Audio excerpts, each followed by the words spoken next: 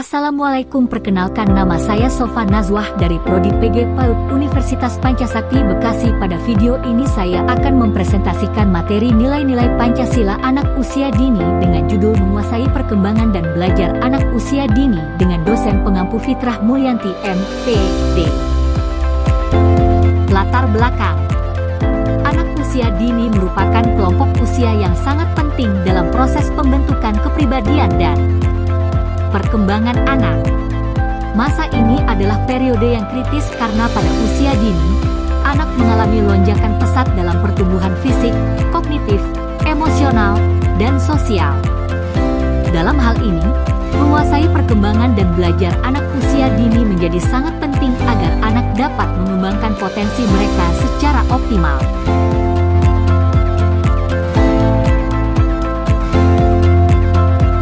Definisi anak usia dini. Anak usia dini mengacu pada kelompok usia anak yang berada dalam rentang usia yang sensitif dalam perkembangan dan pembelajaran. Definisi resmi mengenai anak usia dini dapat berbeda antara negara, tetapi secara umum, anak usia dini mencakup rentang usia dari lahir hingga sekitar 6 atau 7 tahun. Masa ini ditandai dengan tingginya tingkat pertumbuhan dan perkembangan dalam berbagai aspek seperti fisik, kognitif, bahasa, emosional, dan sosial.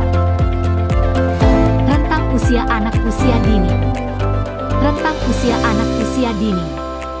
1. Menurut UU Sistem Pendidikan Nasional Nomor 20 Tahun 2003 di Indonesia, anak usia dini meliputi usia 0-4 tahun, tumbuh kembang anak pada masa bayi dan balita.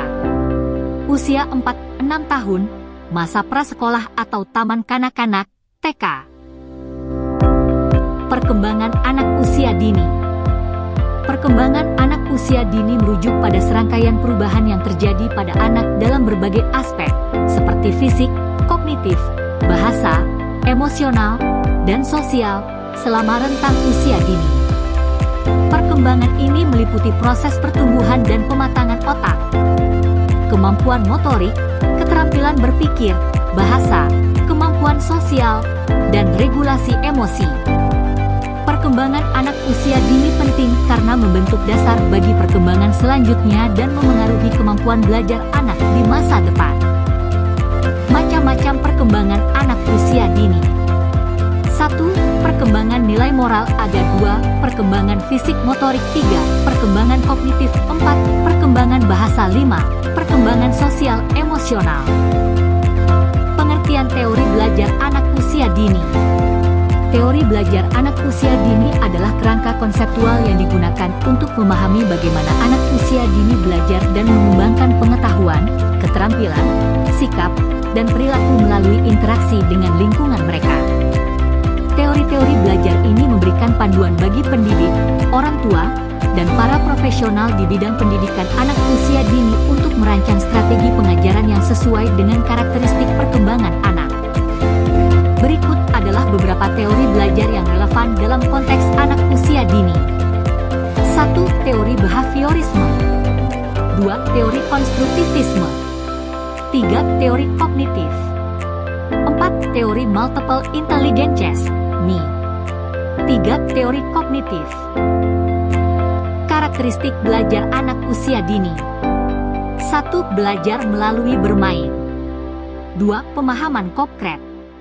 3. Penggunaan imitasi dan tiruan. 4. Pendekatan multisensori. 5. Fokus pada pengalaman nyata. Peran guru dan pendidik dalam menguasai perkembangan belajar anak usia dini. Guru dan pendidik memainkan peran penting dalam menguasai perkembangan dan belajar anak usia dini. Mereka memiliki tanggung jawab untuk menciptakan lingkungan belajar yang mendukung dan merangsang perkembangan anak secara holistik.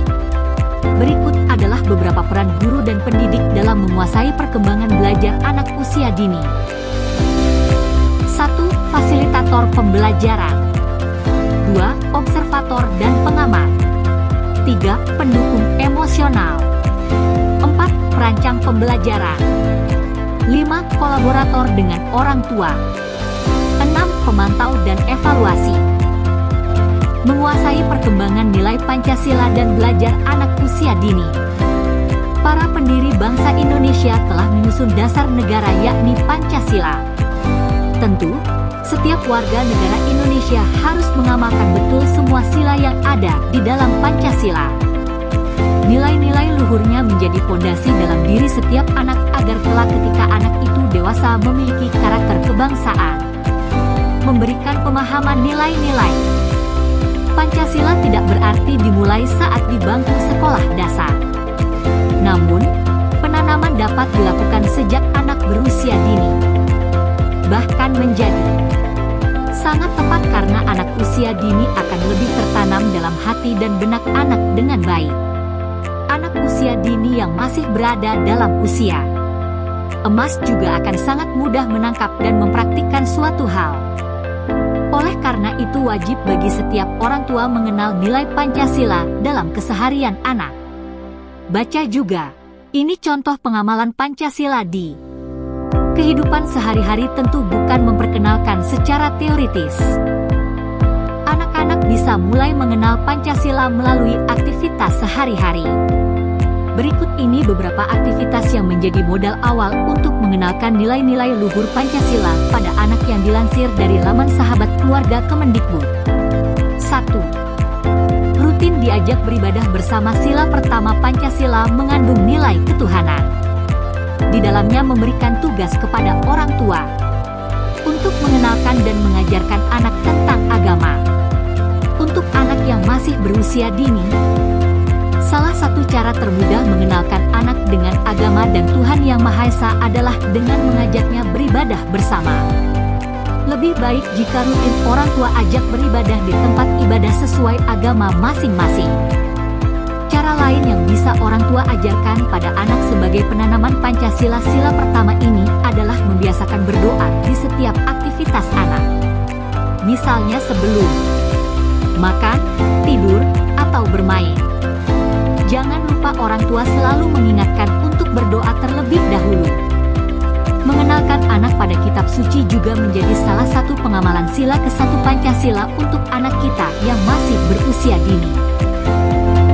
2. Berkunjung ke rumah saudara. Salah satu pengamalan sila kedua ialah berkunjung ke rumah saudara, teman, atau tetangga.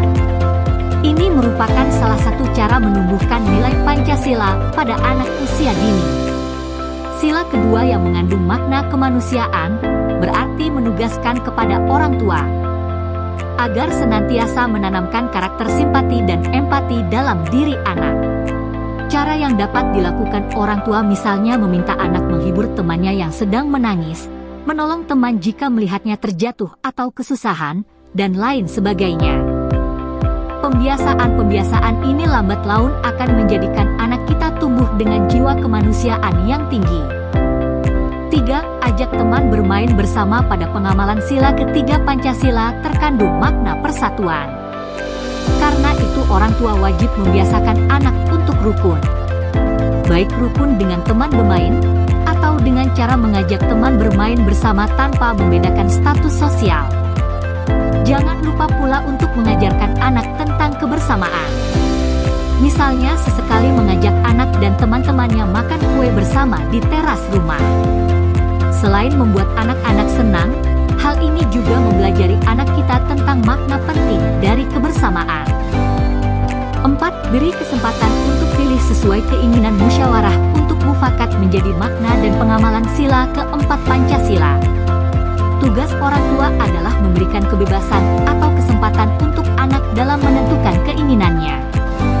Salah satu cara sederhana menanamkan nilai Pancasila sila keempat ini misalnya menanyakan kepada anak tentang menu makanannya. Atau bisa juga dengan memberikan kesempatan pada anak untuk memilih pakaian yang ingin mereka pakai sendiri. Dari dua contoh kebiasaan ini, menjadi dasar orang tua untuk membiasakan anak berpendapat dan mendengarkan pendapat orang lain. 5. Berbagi dengan teman. Dalam pengamalan sila kelima Pancasila, keadilan menjadi makna penting. Orang tua dapat membiasakan anak untuk berbagi dengan orang lain. Baca juga, pelajar Pancasila. Ini alasan solidaritas harus tumbuh. Contoh sederhana ialah berbagi mainan atau makanan dengan teman. Mengingatkan anak untuk bersikap adil terhadap semua teman, tidak membedakan teman, senantiasa untuk mau bermain bersama dengan semua teman. Ini menjadikan anak kita terbiasa untuk hidup adil dalam segala hal.